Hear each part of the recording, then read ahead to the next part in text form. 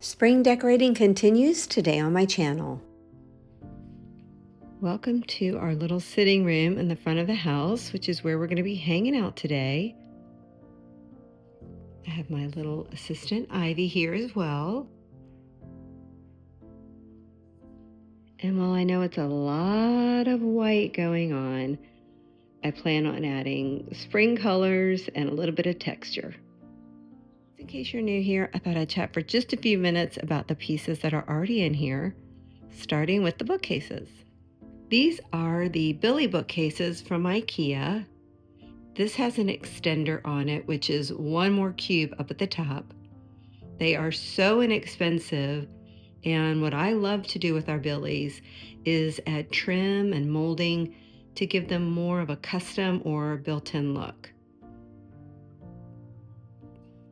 Once I was done adding all of that trim and molding, I added the picture lights just for a little bit of ambiance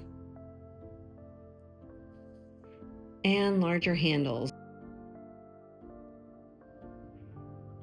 The fireplace surround was a marketplace find many years ago. Once we mounted that, I added the planking up above, as well as the faux brick insert. That is the paneling from Lowe's that I then painted white. And then last year, we purchased this adorable electric fireplace just to cozy the room up a bit. If you happen to catch my video last week where I shared my sunroom makeover, I had a faux hide rug in there. Mentioned that we had two. Well, this is where the other one is. I love the faux hide, especially in an odd-shaped room. Not that this room is odd-shaped, but because we have that jut out right there, which is actually the closet for the foyer, it makes it somewhat difficult to have the rug that I'd love to have in here. So by having the faux hide, you can angle it, which gives the illusion that it's larger, yet it still allows the floors to be seen as well. The accent chest is from Kirkland's, probably 20 years ago. It was a really pretty duck egg blue, but I ended up painting it white, and I recently gave it the faux wood technique that I've been sharing a lot lately. I really like how it warms it up a bit, and I like the contrast with the white chairs. I've had these sconces in here for a while, decided to keep them here, and we'll just see if it works with what I'll place in between. They were wired, but I ended up cutting the wiring off and just mounting them, and sometimes I'll place tea lights in there if I want to cast a little bit of ambiance up on the wall. And then finally, this chandelier is another online find. It was black when we purchased it, and I eventually turned it into gold using my favorite rub and buff.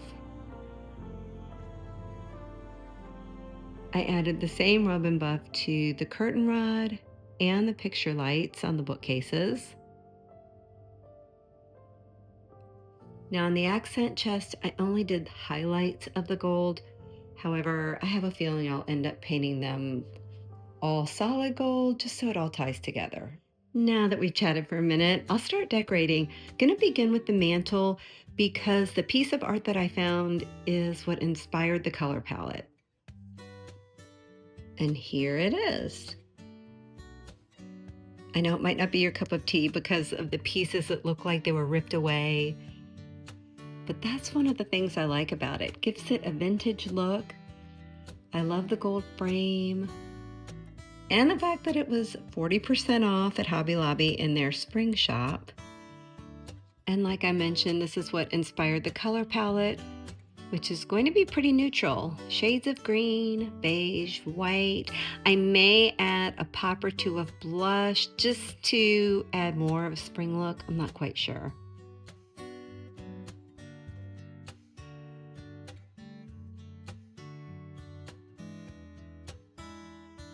I don't want to go with greenery just because I don't want to take away from the artwork. I want that to be the focal point.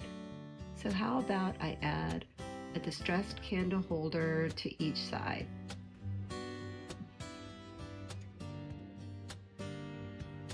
I like how they add warmth against the white. The vintage look kind of ties in with the print.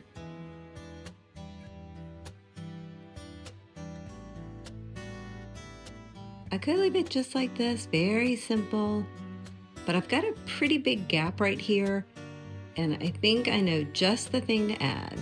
I have had this adorable trio for many, many years, found them in a little store in South Carolina. And over the years, I've had quite a few of you ask about them, where you could purchase them. I have never been able to find them online, but if I ever do come across them, I will be sure to link them.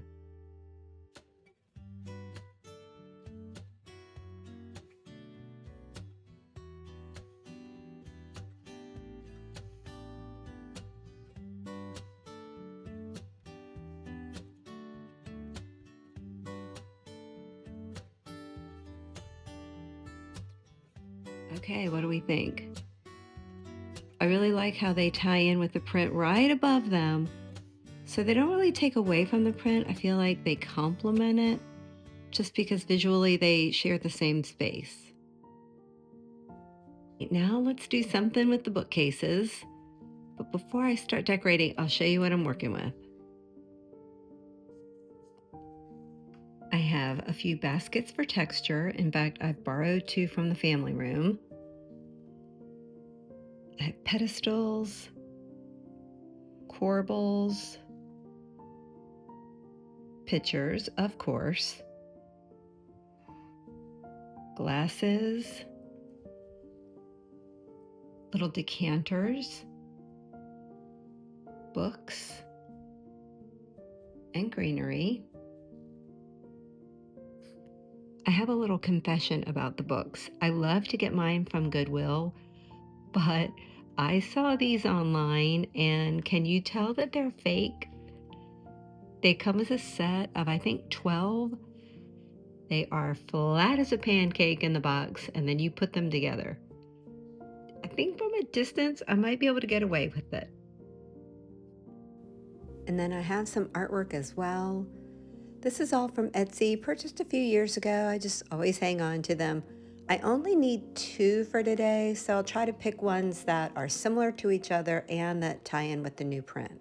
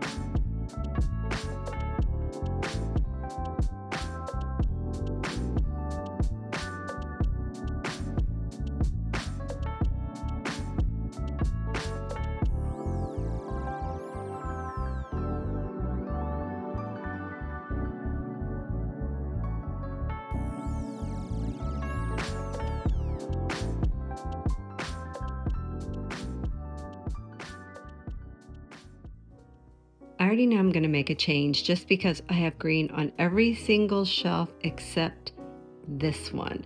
So I need to shop the house but I'm not sure for what I'm looking for. So, having said that, how about we stop for now and come back Saturday afternoon to finish everything up? As always, I really appreciate your company and I hope you have a great day.